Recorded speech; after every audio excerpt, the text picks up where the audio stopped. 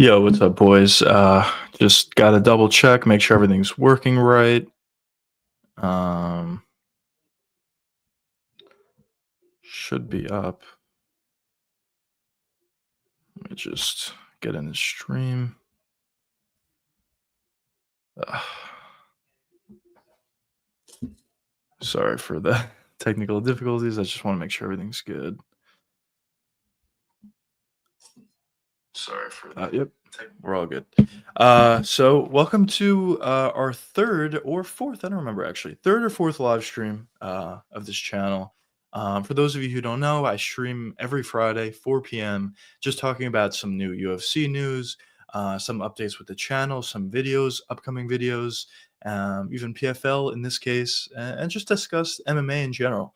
But the first thing that I want to talk about is UFC Saudi Arabia with Izzy and Imavov headlining that card.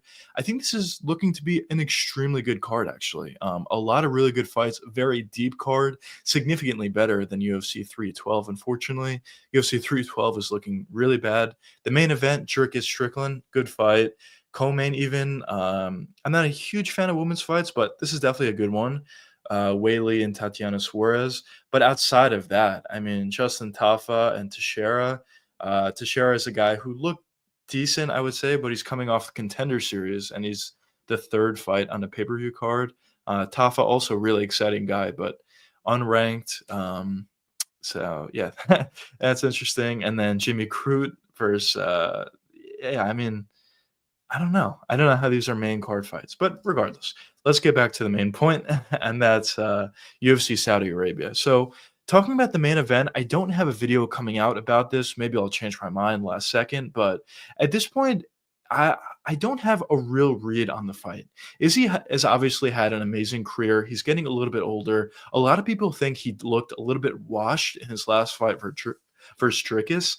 In my opinion, I don't think he looked washed. I thought he actually looked pretty good. I thought his boxing exchanges in close looked improved, at least to me. His body shots in close were looking real nice. Body shot landed up top as well. I just think the biggest issue that Izzy faced in that fight versus Dricus is just way too powerful and way too durable.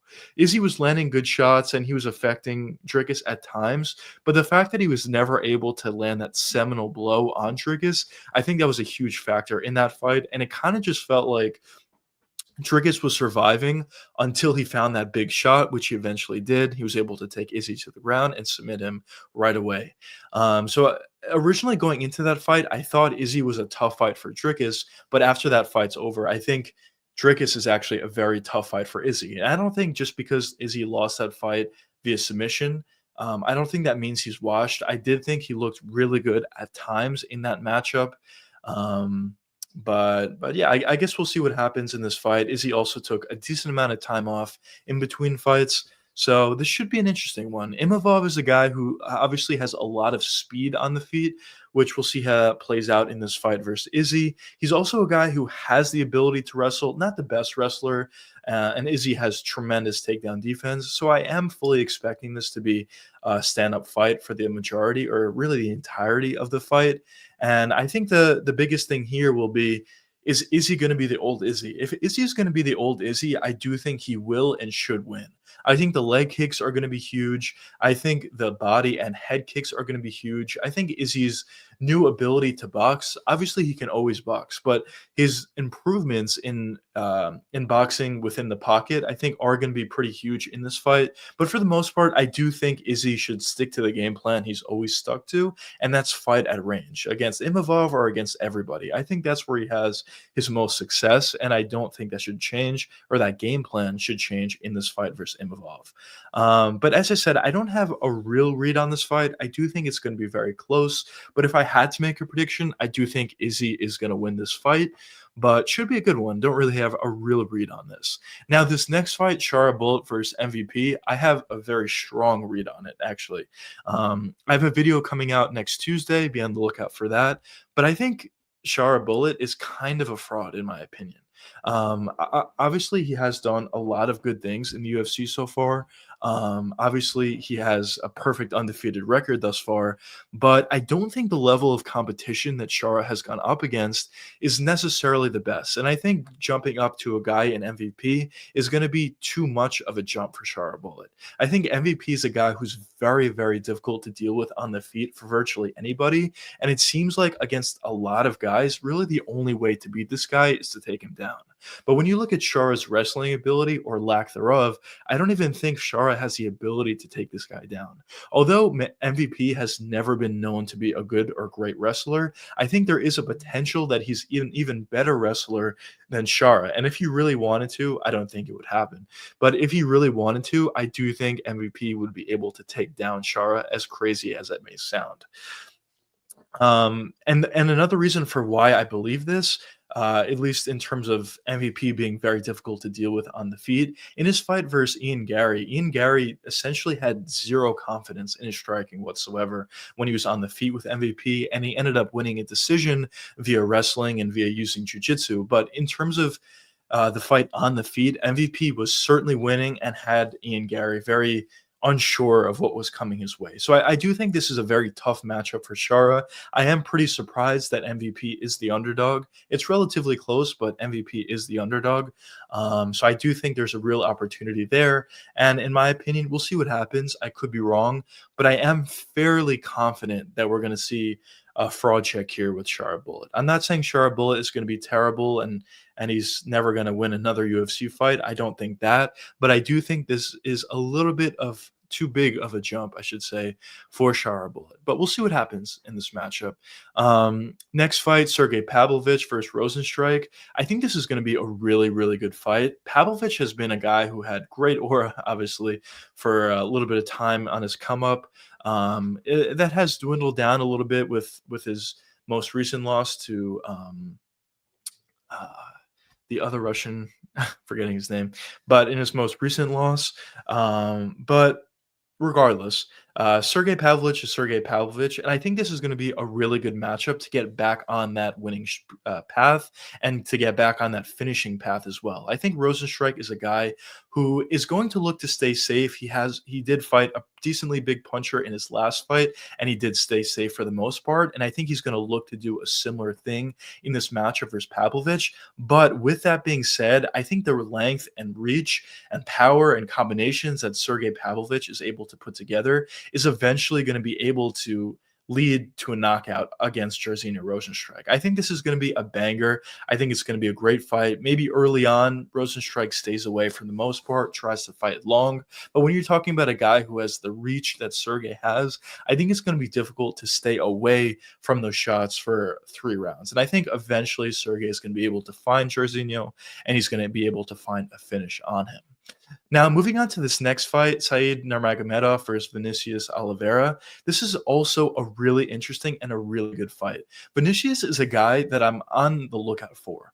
He's had a couple of really impressive, honestly, performances in the UFC so far. I do think the UFC has something with this guy. Initially, I didn't necessarily love his game, but as he's shown in his 2 UFC performances, he's certainly made improvements, and I do like a lot of what I see now. And I think there is a real potential that this guy could be a pretty good fighter in the near or long-term future. But Nurmagomedov is a guy who's obviously very good, has a really good ability on the feet, on the ground has a decent ability, has a tremendous ninja choke. So Oliveira does need to be on the lookout for that specific choke. But for the most part, I do think this should be a close fight. I do think there's a path to victory for both guys. The line is relatively close, but if I had to give my prediction, I think I'm going to go with Vinicius, as crazy as it may sound. I do think there is a real future for this guy in the UFC and a real future in the top 10, top 8 of the bantamweight division in the future, maybe even better. We'll see what happens. But I do like a lot of what I've been seeing with Vinicius, but I guess we'll see what happens in that matchup.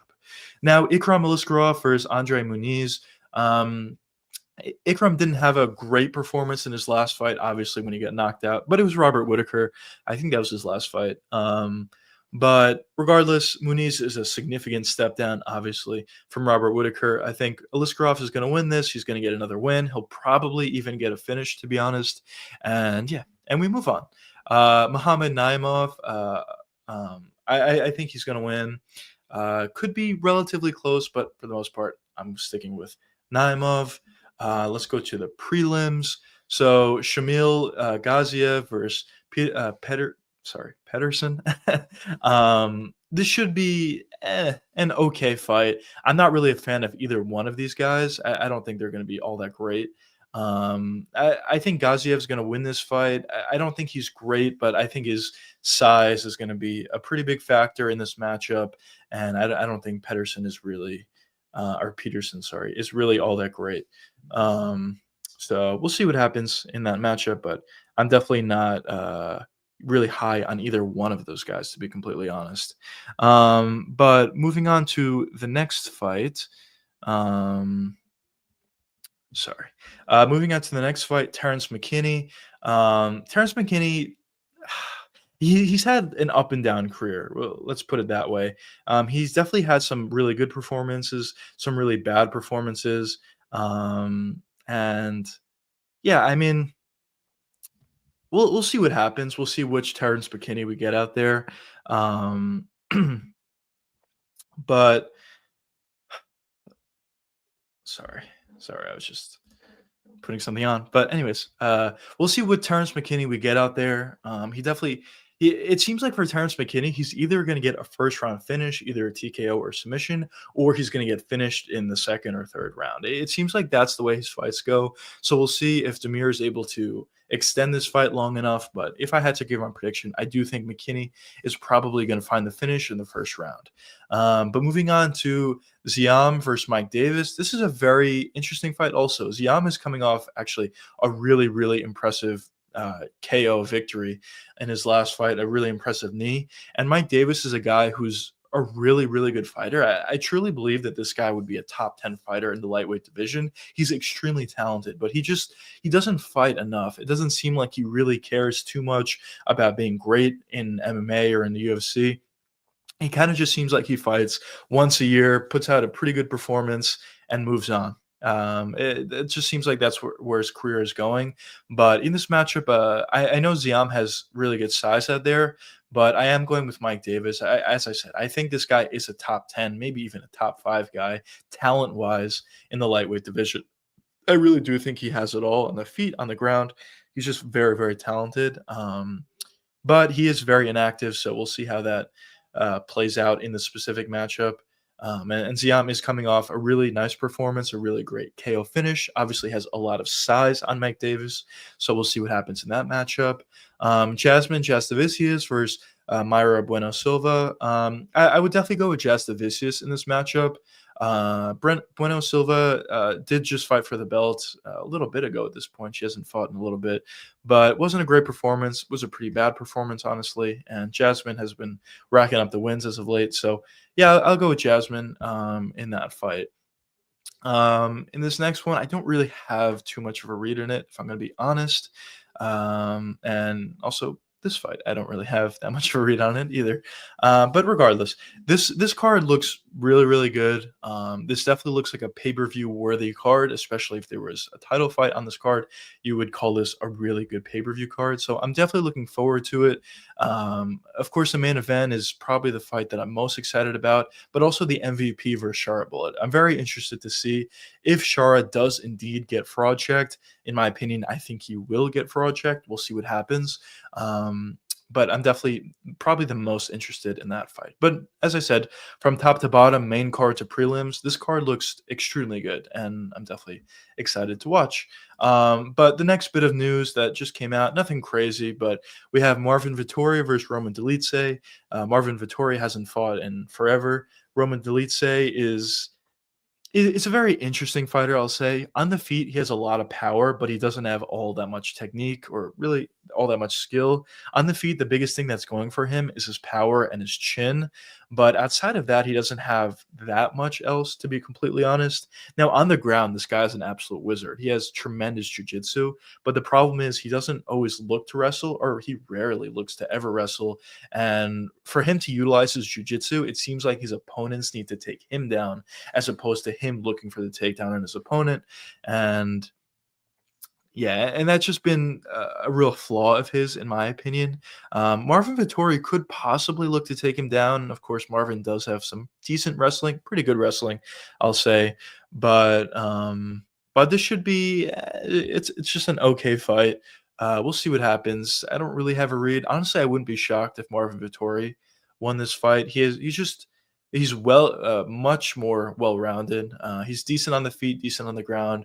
Roman is not good on the feet and really good on the ground, but I don't know. I would probably lean with Marvin Vettori in this matchup.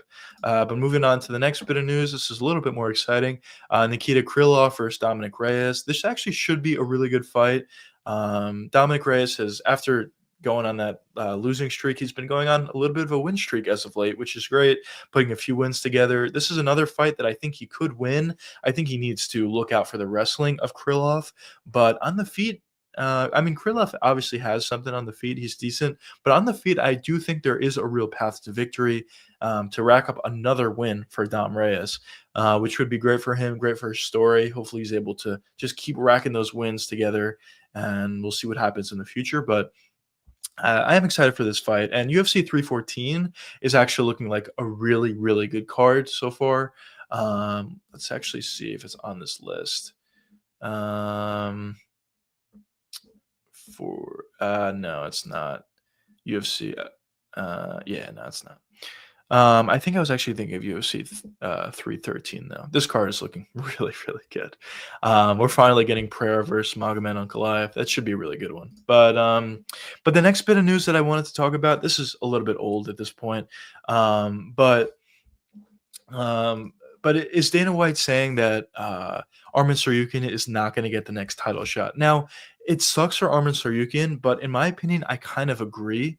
Um, with it, because when you look at Charles Oliveira, he was actually in this exact situation. He got the second title shot versus Islam Makhachev. He ended up getting a pretty bad cut on his face, and he ended up pulling out of the fight. And although he did earn his title shot, he pulled out of that fight and he had to fight again. He had to actually fight a couple of more times before he gets back to the title. And we'll see if they give Charles that next shot or if Charles has to fight again. Maybe they do Charles and Arman again for number one contenders match. We'll see what happens there. But since it happened to Charles that he got the title shot, he got hurt and had to pull out and had to fight two more times, I'm not mad at the UFC making Arman do the same.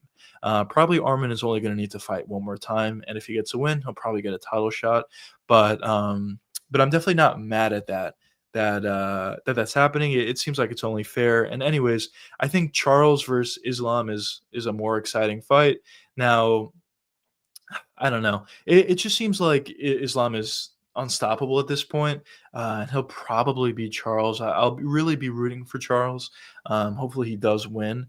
But if I had to give my prediction, I'd probably say Islam wins.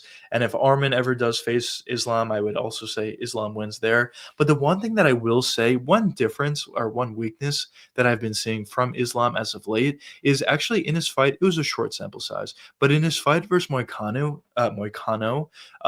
there was a little bit of a sequence where it looked like Islam was having a little bit of trouble on the feet. Now, I know he didn't get dropped. He just tripped over his feet or whatever. But regardless, it did seem like Moicano was able to land a little bit more effectively than really anybody we've seen in the past. Because when you talk about a guy in Dustin Poirier, he was able to land at times, nothing too crazy. He was able to cut up Islam, but it wasn't really from a punch or anything on the feet. But regardless, he was able to land at times, but it just felt very clunky, and it seemed like he wasn't able to truly put things together. But when you watched Moicano's fight against Islam, as I said, it was a very small sample size, but he was able to land a little bit more effectively. So I think a real reason for why that is not that Moicano is a better striker than Dustin Poirier, but I think Poirier, along with Gaethje in the future, if he ever gets a shot, probably not, but just for as an example, these guys are obviously very good on the feet and probably even have an advantage over Islam on the feet, but they're so focused on the takedown and trying to stop the takedown that it really hinders their overall striking game. And I think when you have a guy that's not worried about getting taken down, maybe like a guy like Moicano, or more importantly, maybe a guy like Charles Oliveira um, or an Ilia Topuria in the future, I really think those are the type of guys that can have a lot more success against Islam on the feet. And don't forget, Islam was knocked out cold in one of his more earlier fights in the UFC. So obviously it could happen. Obviously, it's not like his chin is a granite chin or anything like that. He's just been able to land effectively and be very safe on the feet for the most part. But I do think if Charles was able to get another title shot, there's a possibility, definitely a real chance that Oliveira could win. As I said, I definitely would lean Islam, but with the power that Oliveira has, alongside with the fact that he's really not scared of getting taken down. Actually, in their first fight, he took himself down. Um, I do think that would there's just like a real possibility there for Oliveira to do something. Now, obviously, I think the most likely guy to beat Islam, if anybody does beat Islam, is Ilia Topuria. I know Islam would have a pretty sizable size advantage on him. He also has a really nice left high kick, which has proven to be an issue for Topuria in the past. But regardless, I do think Topuria has the skills to put it together. On the feet, as I mentioned in a ton of videos, this guy just seems like he's inevitable. If he's having some lack of success in the first round, it just seems like as the fight does progress, he's going to figure it out and he's going to knock you out.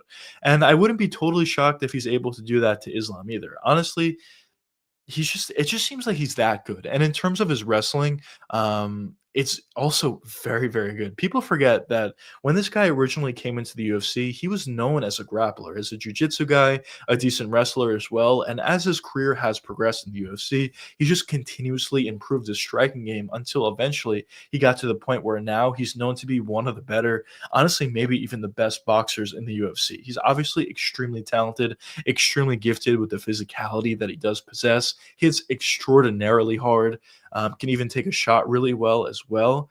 Um, as he did take that head kick from Jai Herbert. Most guys would have been knocked out cold at that point, but Ilya was able to take it. He definitely did get dropped and got hurt, but he was able to survive and go forward from there. Obviously, absurd levels of physicality for Ilia Topuria. So who knows? As I said, I would still favor Islam over Topuria, but I think that's the closest fight and the best chance that anyone really has to beat Islam Makhachev. But let's move on to this. So usually we talk about UFC on this channel, and we're probably going to keep it that way. I'm not really a huge fan of the PFL, but this seems like an interesting fight. We got Paul Hughes versus Usman Nurmagomedov. When you look at the odds, obviously Nurmagomedov is a huge favorite, but for the most part, all these Dagestanis are huge favorites for good reason. They're all extremely good. Obviously, Usman is 18-0, has some really impressive performances, and it just seems like similar to Islam and similar to not Umar, but similar to some of the other Dagestanis. He just like finds a way to win. If it's an exciting fight, if it's a boring fight, he just finds a way to win. Obviously, Paul Hughes is a very good fighter. He's actually an elite fighter. But if I had to give my prediction, I do think Usman's going to win. I'll stay safe with that prediction. But yeah, that's it should be an interesting one. Obviously, no UFC this weekend, so just gives us something to watch. It's live on Max, so I'll definitely be tuning in. Hopefully, it turns out to be a good fight. I have been very critical of the PFL in the past, but this fight should be good. Hopefully, their production is good. Hopefully, they have some fans in the arena. But if all those things are true, I think this could be actually a pretty good fight, and definitely will be tuning in and definitely am excited to watch that fight. But yeah, a little bit of a slow news week this week. Nothing too crazy. We just have a couple of the fights that I mentioned. Really, the thing that we're looking forward to at this point is this card, UFC Saudi. Should be good. Earlier card, and yeah, definitely excited to watch that. And I think that's where we're going to leave it. Just a quick reminder: I live stream every Friday, 4 p.m. We go for half an hour, 45 minutes, however long it ends up being, but live streaming at 4 p.m. So be sure to tune in every week. Also, normal long form,